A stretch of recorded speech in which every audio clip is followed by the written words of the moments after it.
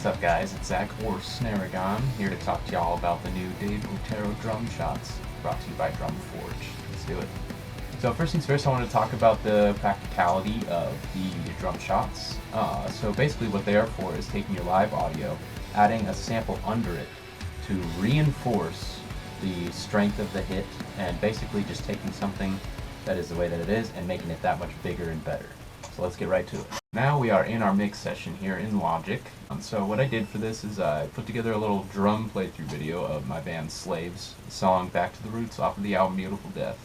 I wish I got to drum on this album. Unfortunately I did not, but I'm in the band, so we did the song anyway. So first things first, let me play you the mix without the drum shots, just to show you kind of why they're necessary in this case. So let's get to it.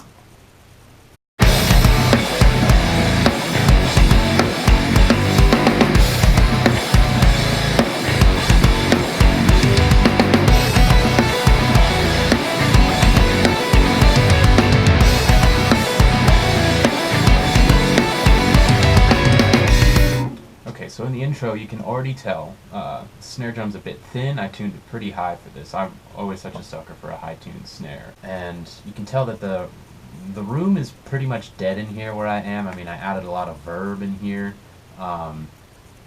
Just like a decent amount, really. Holy crap. So basically what I'm trying to look for in these samples is adding a little bit of extra punch in the snare, a little bit of extra room sound to it. And for the kick drum, it's pretty cool. I just think it could use like a little extra, just reinforcement, for the lack of a better term.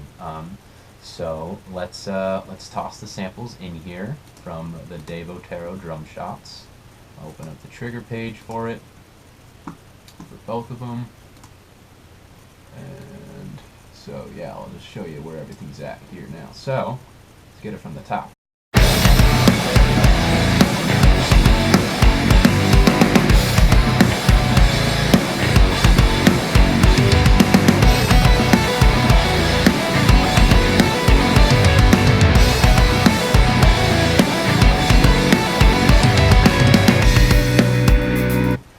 So immediately, oh, excuse my squeaky ass chair, by the way.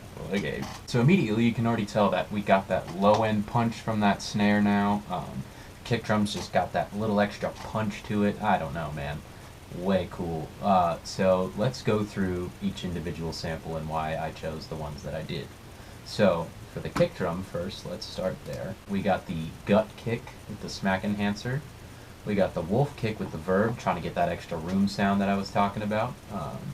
Got that sleigh kick, smack enhancer. I just appreciated all the qualities that these samples brought to it. So let's just solo out the kick real quick and I'll show you. It sounds kind of weird on its own. Of course, drum shots are supposed to be layered. They're not supposed to be replacing anything. So I'll show you what's up with that.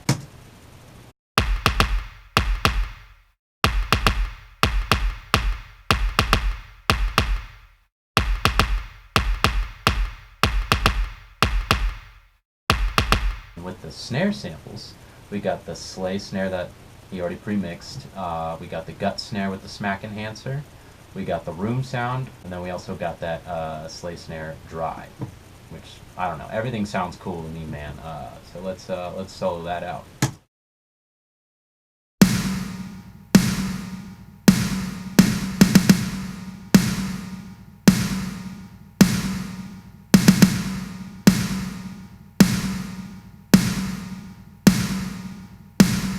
Yeah, man, I'm loving it.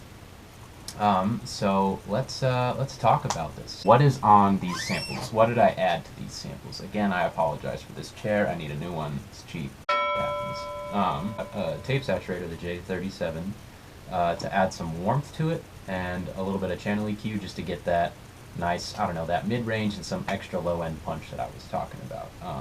Not that these samples didn't sound bad raw at all. It's just kind of what I was looking for in the mix. Then we got the snare samples, which I added a little bit of low-end EQ, some compression and whatnot in the VMR, and the Transify from JST.